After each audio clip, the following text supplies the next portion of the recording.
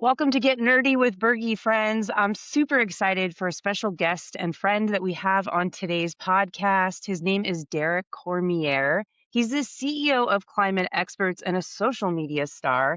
And also with me today is Mr. Scott Wyman, one of our consultants that helps in this space. And I'm really excited to just jump right into this conversation. So, Derek, thanks so much for coming today.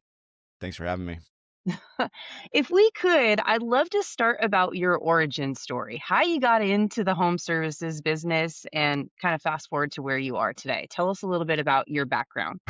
Just Reader's Digest real quick. So I grew up in the trades. My dad was a building contractor. So, from 16 years old, I was working every summer with him on construction sites. And I did everything from roofing to framing to tile work. I did everything but the special trades, HVAC, plumbing, electric, because we hired those out. And he wanted me to take over the family business. I said, no way. So I went down to South Florida and became a cop to get away from the trades. Did that for 5 years in Hollywood, Florida. And then I missed Central Florida where we live kind of near Cocoa Beach. I'm a surfer. So I missed that, mid to small town vibe.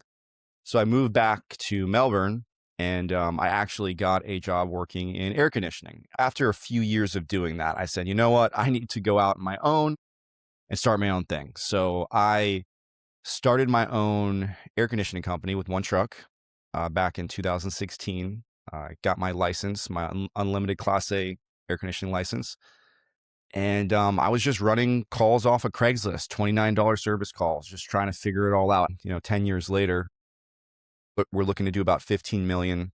I have a full management team and the culture is amazing at our organization. So that's kind of where I started to where we're at. And so let's fast forward. So you're a $15 million company now, and you start noticing these social channels, right? TikTok's exploding. It's one of the fastest growing search engines. YouTube's taken off. We've got Instagram. Facebook has kind of been around a little bit longer, Snapchat and whatnot. And you're scratching your head. You're looking at these platforms and you're thinking, maybe I should be in this space. And a lot of other providers are looking at that too. How did you get started with social media? And roughly when? Yeah. So I am a natural introvert and I was not active on any social media. If you went back, I barely posted. If I posted, it was like a family vacation, like once every 3 months. Hmm. And I believe it was Super Meeting, Nextstar Super Meeting about 2 years ago. And I watched Gary Vee speak up on stage. And he said, if you're not on social media for your business, then you're losing out on a lot of branding, prospecting. Like it's a free channel for organic social that you should be on. And you as the leader, if you're telling yourself that you just can't do that, you're not that great of a leader. And it hit me kind of hard. I was like, you know what? He's right. And then he said, plus, you shouldn't just have a business social media. You should have your personal brand supporting the business. And you should believe in Mm, your business that much because people obviously like listening to people more than a business that's trying to sell you something. mm. So personal brand is really important. So about 2 years ago is when I first started, and it was a little bit rough. My content sucked. I was just trying to figure it out. But I told both of my key managers that were at Super Meeting with me that I was going to do this and they need to help hold me accountable. And I made a plan and I invested in a videographer that we paid way too much money for. But it was a really good learning process. And I committed to like 6 months of this videographer just showing up and us shooting videos for social. And I learned a lot. And because I think what happens is people keep saying like, oh, I'm going to do it. I'm going to do it tomorrow. I'm going to do the next day, but there's no Hmm. commitment. So they never end up doing it. When you commit money to something, like whether it's a training, Mm. you pay a service, it kind of holds you accountable because you don't want to waste your money. Well, for those of you that are listening in, this is a trend that we're seeing in our data here at Elevate. Social media is rising to the top quintile as a major influence in building credibility, educating the public, and also important to note that it is driving conversions. And so, Derek, like something that comes across mine and Scott's desk a lot is, yeah, I'm doing social. I mean, I was looking at a budget the other day of a decent sized company and they're spending $2,500 a month to do, the Veterans Day post or, from all of us at whatever company, save whatever on your tune up. And they're just very like static, boring, Canva. images and they think that's doing social. Can you prove that wrong for me for a second? Is that doing social, Derek? Absolutely not. And, 5, 6 years ago when almost no, trades companies were on social media, you could get by because they're just kind of, getting to know your brand a little bit. But nowadays with all the competition, there's a lot of people doing social media right. And they want to find an authentic personality from your brand. They want to see real pictures of your people. They want to see your culture. They want to see real information of what you offer different. If you're just posting stock photos off of Google and you're expecting people to actually believe that that's real, you're going to be sadly mistaken to think that actually works. It does not work. Derek, I have to imagine that you didn't always see the 8 to 9x return on ad spend, right? And you had, in the beginning, you said you hired a really expensive videographer. What made you so patient in believing in it? So I look at, where everyone is, right? Like what is everyone focusing on during the day? And it's just in your face everywhere you go, the grocery store, driving, everyone's on their phones. And what are they looking at their phones? Most of the time it's social media. It's one of the social media channels. And depending on the age group is going to depend on which channel they're on usually, even though I've seen some people in their 70s on TikTok, 80s on TikTok. But again, I'm trying to segment my audience so that I can provide the best engagement for whatever, I'm putting out there. So, in the beginning, we saw less than a 1 times ROI. We almost saw no ROI. It took some time because we didn't know what we were doing. Derek, I get a lot of pushback in my CMO seat about TikTok. It's not, homeowners aren't on TikTok. TikTok's not, it's all 12-year-olds. Can you debunk that for me? So, How has TikTok helped your business? so Helped your TikTok business? is our best recruiting source by far. And we're on Indeed, we're on LinkedIn, we're on all the hiring platforms. TikTok does best for recruiting for technicians. And I'm not just saying technicians in their 20s, 30s, 40s, 50s. TikTok is typically a platform people are on there just for like short form, video that's entertaining, but they could definitely learn something about your business in an entertaining video and then want to follow your company page.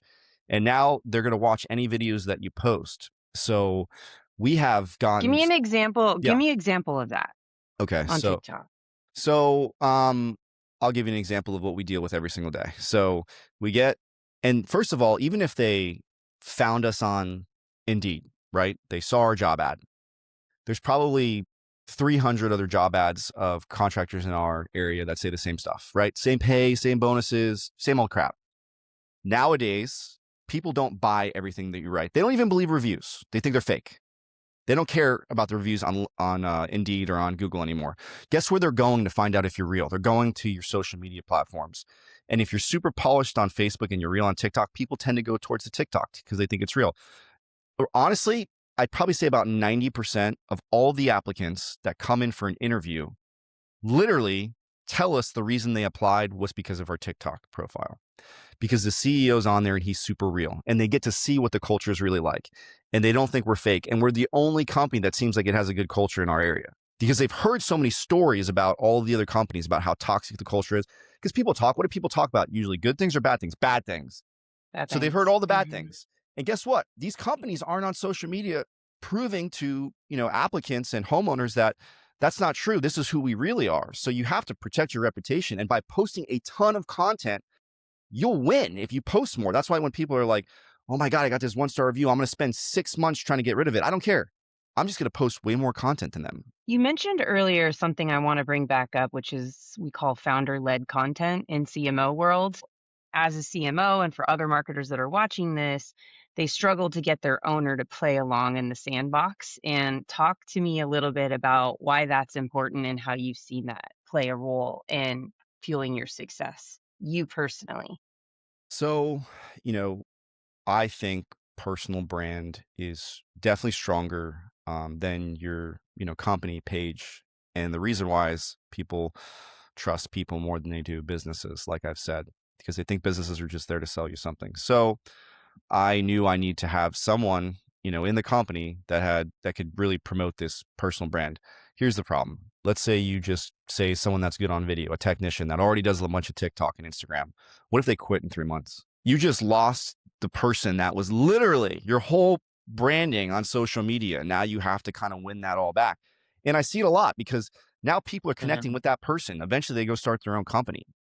So Derek, what I'm hearing you say is if you're a CEO or you're a senior manager, you should be on you should have your own profile, creating your own Let your content. ego go. Honestly, yeah, all your senior leadership should be posting, and they don't have to post every single day. But you should be the example. If you are the CEO, if you are the owner, why would your senior leadership do that if you're not doing that? Lead by Mm, example, right? The reason why all of my people are willing to do social media and they don't care about how they look because I've already made myself look stupid. I'm the leader of the business. If I've already done that, they're more likely to be like, you know what? I'm going to be on a video. This is kind of fun. So you have to do that. We covered so many topics here. What would be 3 pieces of advice that you would give somebody sitting in your seat right now? I would say number one, just get started. Stop being such a perfectionist would be my number one thing. So post anything and just stop like overthinking it. Stop caring what people are going to think because in the beginning your content's not going to be good. So just know that and stop caring and just start posting content. It does not have to be that intentional. You just have to get in the rhythm because as you stop putting so much thought into this and so much worry, that's anxiety, you're just never going to implement this. Or you're just going to try to find the magical unicorn agency that does this all for you perfectly. And that doesn't exist without you putting in work too. Because AI video is not there yet. It's going to be a long time before it's perfect and you can't tell it's AI. I can still tell every video that's AI.